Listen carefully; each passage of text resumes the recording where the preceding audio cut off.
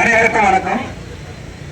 இந்த கவன ஈர்ப்பு ஆர்ப்பாட்டமானது நமது இரணியம்மன் கோவிலை காக்க வேண்டும் என்பதற்காக இந்த ஊர் கிராம மக்கள் பாகுபாடு இல்லாமல் அனைத்து கட்சியிலிருந்து கலந்து கொண்டிருக்கக்கூடிய இந்த கூட்டத்திற்கு ஒரு அன்பான வேண்டுகோள். இந்த போராட்டமானது இந்த கோவிலோடு இருக்கக்கூடாது. தமிழகத்தில் உள்ள அனைத்து கோவில்களிலுமே ஆக்கிரமிப்பு இருக்கிறது. அந்த அனைத்து கோவில்களுடைய ஆக்கிரமிப்புகளையும் அகற்ற வேண்டும். உதாரணமாக நம்ம தமிழகத்தில் மட்டும் எவ்வளவு கோவில் இருக்கு தெரியுமா? கிட்டத்தட்ட 3,90,418 கோவில்கள் தமிழகத்தில் இருக்கு.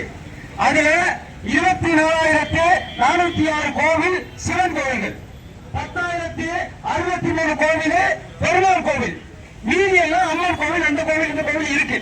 அப்ப இவ்வளவு கோவில்கள்ல இந்து அறநிலையத்துறை கோவில் எவ்வளவு தெரியுமா? 43,000 கோவில் யார்கிட்ட இருக்கு? இந்து அறநிலையத்துறை கிட்ட இருக்கு. இந்த 43,000 கோவில்களுடைய சொத்து மதிப்பு மொத்தம் தமிழகத்தில் எவ்வளவு இருக்கு தெரியுமா? அதாவது நிலங்கள் மட்டுமே 4,78,000 ஏக்கர் நிலம் எங்க இருக்கு?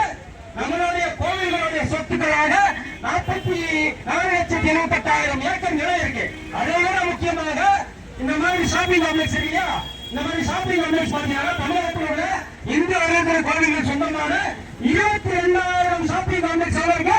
22,000 ஷாப்பிங் காம்ப்ளெக்ஸ் இங்க இந்து அறநிலையத்துறை இருக்கு. அதை விட முக்கியமாக 28 கோடி சதுர கிலோமீட்டர் கொண்ட மொத்த இடம் மலைகளாக இருக்கிறது. எங்க நம்ம இந்து அறநிலையத்துறை. இதுல பாத்தீங்கன்னு சொன்னா 80% ஆக்கிரமிப்பு செய்யப்பட்டுள்ளது. எப்படி இங்க கேட்டு ஆக்கிரமிப்பு செய்யப்பட்டுள்ளதோ அதே போல அனைத்து சொத்துக்களுமே பிரைவேட் ஆக்கிரமிப்பு செய்யப்பட்டிருக்கிறாங்க. இதற்கு முக்கிய காரணமாக இந்த தமிழகத்துடைய எச்ஆர்என்சி விளங்குது. இந்த எச்ஆர்என்சி அனுமதி இல்லாம, இந்த எச்ஆர்என்சியுடைய முழு ஒத்துழைப்பு இல்லாம இதை ஆக்கிரமிப்பு செய்ய முடியாது. ஒரு மசூதி ஆக்கிரமிப்பு இருந்தா உடனே அகற்றுறாங்க, ஒரு சர்ச்சோட ஆக்கிரமிப்பு இருந்தா உடனே அகற்றுறாங்க. ஆனா ஒரு கோயிலோட ஆக்கிரமிப்பு என்றால் மட்டும் இந்த அரசாங்கம் எந்த ஒரு நடவடிக்கை எடுக்கிறது இல்ல. உதாரணமாக புறம்போக்கு இடத்துல இருக்கு, ரோடுக்கு நடுவில் இருக்குன்னு சொல்லி கிட்டத்தட்ட 250 கோயில இந்த 4 வருஷத்துல தமிழக அரசு இடிச்சிருக்கு. 250 கோயில் இடிச்சிருக்கு. ஆனா ஒரு சர்ச்சை இடிக்கல, ஒரு மசூதி இடிக்கல. நாங்க சர்ச்சை இடிங்க, மசூதி இடிங்க நானும் சொல்லல.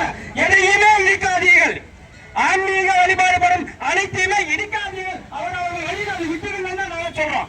ஏன்னா இப்ப வந்து ஒன்றிய வருமானத்தை, நம்மளோட ஒன்றிய வருமானத்தை கணக்கிறாங்க நம்ம எச்ஆர்என்சி. ஆனா மசூதியில் எவ்வளவு வருமானம் வருது அதை கணக்கிறது இல்ல, சர்ச்சில் எவ்வளவு வருமானம் வருது அதை கணக்கிறது இல்ல. ஆனா நம்மளோட இந்து கோவிலோட வருமானத்தை மட்டும் எடுத்து காலேஜ் கட்டணம் சொல்றாங்க, பள்ளிக்கூட கட்டணம் சொல்றாங்க. அப்ப இந்து கோவிலோட வருமானத்தை எடுத்து நீ கட்டணம் சொன்னா மக்கள் கிட்ட வாங்க வரி பணத்தை நீங்க என்ன பண்றீங்க? மக்களோட வரி பண்றீங்க காலேஜ் பள்ளிக்கூட கட்டணமே தவிர நீங்க இந்த இந்து கோவிலோட சொத்துக்களை எடுத்து எப்படி பண்ணுவீங்க?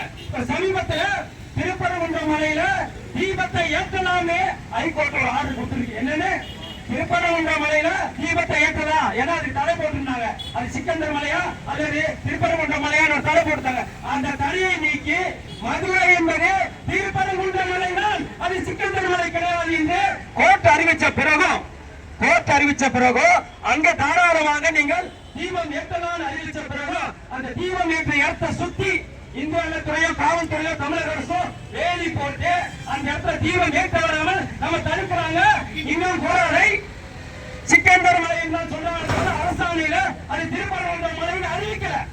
எனவே தொடர்ந்து இந்துக்களுக்கு எதிராகவும் இந்த மதத்துக்கு எதிராகவும் இந்தோட தெய்வங்களுக்கு எதிராகவும் செயல்படும் இந்த எச்ஆர்என்சியையும் இந்த திமுக அரசையும் அகற்றியே ஆக வேண்டும் என்று சொல்லி வாய்ப்பு போராடுகிறவர்கள். நன்றி, வணக்கம்.